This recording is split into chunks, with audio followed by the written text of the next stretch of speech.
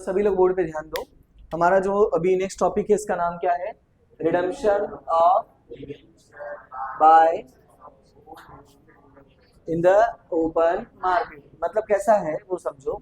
हमने इसके पहले ये समझा कि हमारे पास रिडम्पशन के ऑप्शंस हैं। हमने देखा कि हम डायरेक्टली अमाउंट रिटर्न कर रहे हैं, या तो पार पे या तो प्रीमियम पे। फिर हमने देखा कि हम अमाउंट को रिटर्न करने के लिए अलग अलग तरह से प्रोविजंस कर रहे हैं। ठीक है, इसके अलावा एक और ऑप्शन दिया है हमको, और वो ये है कि तुम चाहो तो अपना डिबेंचर खुद मार्केट में क्या कर सकते हो? परचेस कर सकते हो।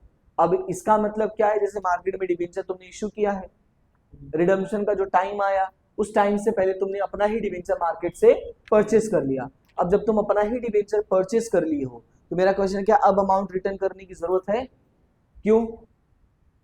डिबेंचर तो हमारे पास ही है ना। तो हम उसका हेल्प करके, मतलब मार्केट से डिबेंचर परचेस करके हम अपने हिसाब से जब चाहेंगे तब डिबेंचर को क्या कर सकते हैं? कैंसिल कर सकते हैं। क्या कर सकते हैं? कैंसिल कर सकते हैं। रिडीम करने की जरूरत है, खुद को पैसे क्यों रिडीम करना? हम डिबेंचर को क्या कर सकते हैं? कैंसिल कर सकते हैं। ये एक ऑप्शन है।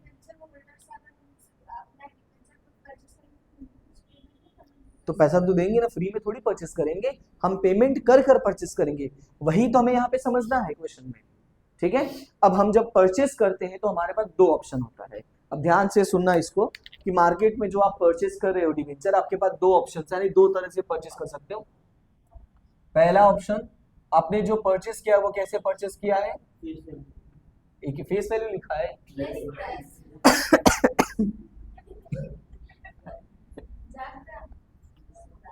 कौन से प्राइस पे परचेस किया है?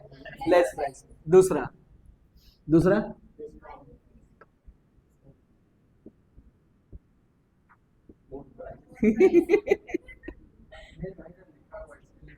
नहीं नहीं, मत देखो उधर, बोर्ड पे ध्यान दो।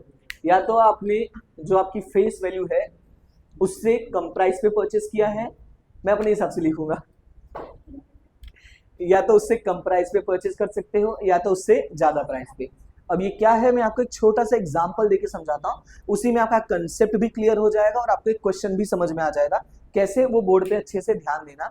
हम मान लेते हैं कि एक डिबेंचर है, उसकी फेस वैल्यू है 100 रुपीज। कितनी वैल्यू है? 100 रुपीज। और ऐसा ही मार्केट में टोटल 7,000 डिबेंचर है। कितना डिबेंचर है? बता, कोई तकलीफ इतने में? इतना क्लियर है ना? अब हम पहले ऑप्शन पे जाते हैं। हमने डिबेंचर को क्या कर लिया है? परचेस कर लिया है। लेकिन कैसे परचेस किया है? लेस प्राइस पे। तो क्वेश्चन से कितने प्राइस पे? तो हम यहाँ पे मान लेते हैं कि एट द रेट ऑफ 97। कितने में परचेस किया है? 97। सुनना, डिबेंचर कितने का था? तुमने कितने में परचेस किया? कम प्राइस हो गया ना। अब इसकी एंट्री कैसे होती है वो समझना। तुमने क्या किया है? परचेस किया है। तुमने क्या किया है? परचेस की बेसिक एंट्री क्या होती है? Purchase account debit to cash और बैंक अकाउंट क्रेडिट। पर ध्यान से सुनना, हम यहाँ पे गुड्स परचेस नहीं कर रहे हैं, हम यहाँ पे क्या परचेस कर रहे हैं? डिबेंचर। और आपको पता है कि जब आप कोई एसेट परचेस करते हो, मतलब कोई प्रोडक्ट ऐसा नाम वाला टाइप का, तो हमें उसका नाम लिखना होता है। तो बोर्ड पे ध्यान देना, हम क्या परचेस करें? डिबेंचर। तो यहाँ पे जो एंट्री आएगी वो आएगी debenture account debit to bank account credit. Board पे अच्छे से ध्यान देना, मैंने यहाँ debenture account debit to bank account credit लिखा। ये समझ में आ रहा है सबको? क्लियर है? अब ध्यान से सुनना, अगर मैं यहाँ पे सिर्फ डिबेंचर लिखता हूँ तो एक कंफ्यूजन क्रिएट होता है। कंफ्यूजन क्या है वो समझना। अगर मैं सिर्फ डिबेंचर लिखता हूँ तो ये देखने वाले को क्लियर नहीं होगा कि इसने अपना खुद का डिबेंचर परचेस किया है या किसी दूसरी कंपनी का परचेस किया है। क्योंकि मार्केट में तो हम किसी और कंपनी में भी पैसे लगा सकते हैं ना। ऐसा तो है नहीं कि मैं मुकेश अंबानी हूं तो किसी और कंपनी में पैसे नहीं लगाऊंगा।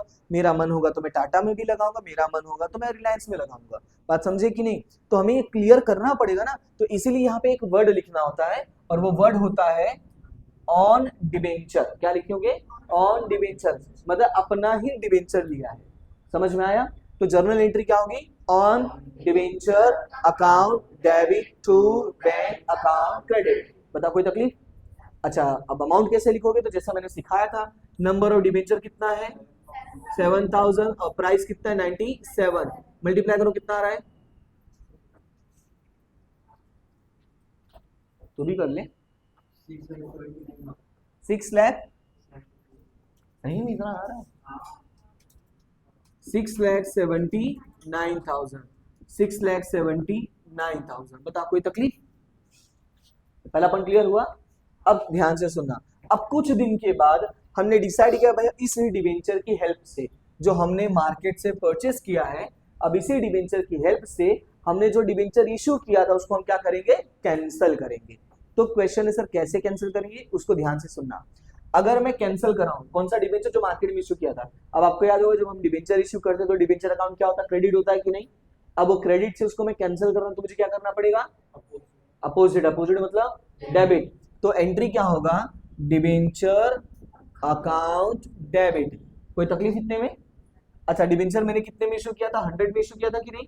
तो यहां तो मैं पूरा ही लिखूंगा 7,000 multiply by 100, that is amount कितना होगा? ये आपका 7 लाख। अब मैं कैंसिल जो कर रहा हूं वो मैं इस वाले डिबेंचर से कैंसिल कर रहा हूं ना, तो ये अब डेबिट से क्या हो जाएगा आपका? क्रेडिट। तो एंट्री क्या होगा? 2 ऑन डिबेंचर अकाउंट क्रेडिट 679,000। बता कोई तकलीफ? क्लियर है? अब एंट्री चेक करो क्या मैच हो गया है? नहीं मैच हुआ है ना। कौन सा डिफरेंस आ रहा है? क्रेडिट साइड में डिफरेंस आ रहा है कि नहीं? अच्छा, कितना डिफरेंस आ रहा है वो भी बता दो। 21,000। अब मुझे बस इतना बता, देखो आंसर तो मैं बता दूंगा लेकिन आप खुद सोच के बताओ कि 21,000 आपके लिए क्या है? कैसे पता चला? हाँ, 100 का था सर, हमने 97 में ही कैंसिल कर दिया तो हमारा फायदा हो गया। तो ये हमारा क्या है? प्रॉफिट है। तो हम यहाँ पे क्या लिखेंगे?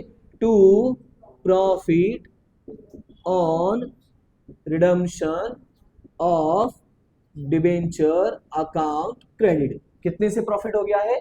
21,000। बता कोई तकलीफ? क्लियर है? ये बात समझ में आया कि नहीं? आइडिया लगा? अरे हाँ ना, ठीक है। ये है कौन सा मेथड था? ये आपका आपने जब मार्केट से कैसे परचेस किया हो? लेस प्राइस पे। चलो अब मोर प्राइस पे भी चलते हैं, सेम क्वेश्चन रखते हैं। अब मान लेते हैं यही डिबेंचर आपने मार्केट में परचेस किया कितने के प्राइस से? 103 रुपए के भाव से। तो परचेस किया तो उसकी बेसिक एंट्री मैंने आपको क्या बताया? On debenture account debit to bank account credit. वो तो चेंज नहीं होगा ना, रूल्स तो मतलब ऐसा तो है नहीं कि इधर परचेस का रूल अलग होगा इधर अलग होगा, वो रूल तो सेम ही रहेगा। तो एंट्री क्या होगा? On debenture debit to bank account credit. कितने के प्राइस से परचेस किया आपने?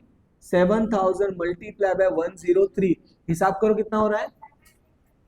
7,21,000, 7,21,000। फिर मैंने क्या कहा कि कुछ टाइम के बाद हमने डिसाइड किया कि हमें डिबेंचर को क्या करना है? कैंसिल करना है। तो कैंसिल करने का मैंने आपको क्या समझाया कि वो डिबेंचर जब कैंसिल करोगे तो क्रेडिट से क्या हो जाएगा? डेबिट हो जाएगा। तो एंट्री क्या होगी? Debenture account debit. अच्छा, वो डिबेंचर कितने का डेबिट होगा? पूरा 7 लाख का। कैसे पता है 7 लाख है? तो यहाँ पे मैं लिख भी देता ताकि कंफ्यूजन ना रहे। 7,000 मल्टीप्लाई बाय 100। पहला पॉइंट क्लियर हुआ। अच्छा, अब इस वाले को कैंसिल करना है तो डेबिट से ये क्या हो जाएगा? क्रेडिट। तो यहाँ पे नाम क्या लिखोगे? 2 ऑन डिबेंचर अकाउंट क्रेडिट। कितना आएगा? 7,21,000।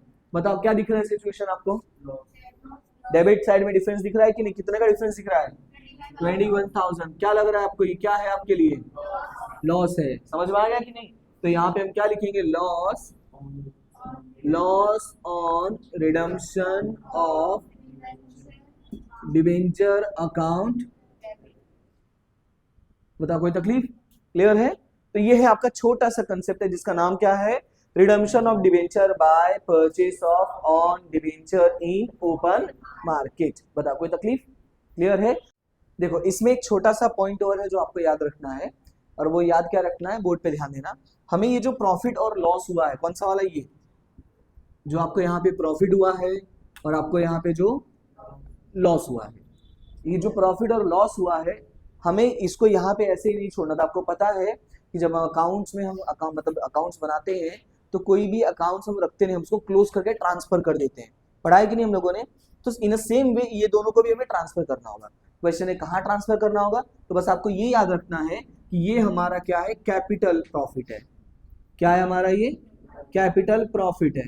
तो इसको हम ट्रांसफर कहाँ करेंगे? कैपिटल प्रॉफिट में। क्लियर हुआ इतना? और इस ये लॉस है, अब तो लॉस को हम इसी कैपिटल प्रॉफिट में से राइट ऑफ करते हैं। लेकिन अगर मान लो यहाँ पैसा नहीं है तो हम उसको राइट ऑफ कहाँ करेंगे, आपके प्रॉफिट एंड लॉस से, जो हम जनरली पढ़ते हैं। बस वही आपको एक्स्ट्रा याद रखना है। अब इसकी अगर एंट्री में बताऊं क्या होगा, तो एंट्री क्या होगा वो सुनो। ये प्रॉफिट है, क्या हुआ यहाँ पे, तो यहाँ पे क्या हो जाएगा, ये डेबिट हो जाएगा। तो एंट्री क्या होगा, profit on redemption of debenture account debit to capital reserve account credit. बताओ कोई तकलीफ, क्लियर है। आपको पता है जो कैपिटल प्रॉफिट होता है हम उसको किस नाम से लिखते हैं, कैपिटल रिजर्व के नाम से लिखते हैं। याद है हमने शेयर्स में भी लिखा था, याद है कि नहीं। तो यहाँ पे क्या हो जाएगा, कैपिटल रिजर्व हो जाएगा। अब बात करते हैं इसकी, यहाँ पे लॉस क्या हुआ है, तो डेबिट से क्या हो जाएगा, क्रेडिट। तो एंट्री क्या होगा, to profit and loss, sorry profit and loss नहीं है, to loss on redemption of debenture account credit. कोई तकलीफ।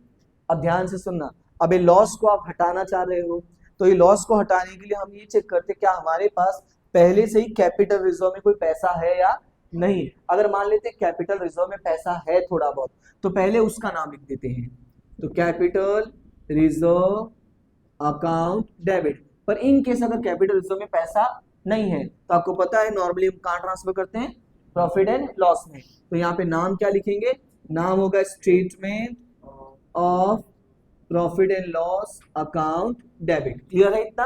ये आपको बस एंट्री याद रखनी है, इसमें क्वेश्चंस नहीं आते हैं, बट स्टिल सेफर साइड के लिए मैंने बता दिया आपको। कोई तकलीफ इतने में, क्लियर है। अच्छा अब अच्छे से लिख लो, बाकी का जो अगर डाउट रहेगा वो आप पूछ लेना। इन केस अगर रहता है तो अभी पूछ सकते। कोई है डाउट, अभी किसी को डाउट नहीं ना अभी, ठीक है। तो अभी इसको लिख लो, बाकी का टॉपिक हम नेक्स्ट क्लास में डिस्कस करते हैं, ठीक है। ये एक छोटा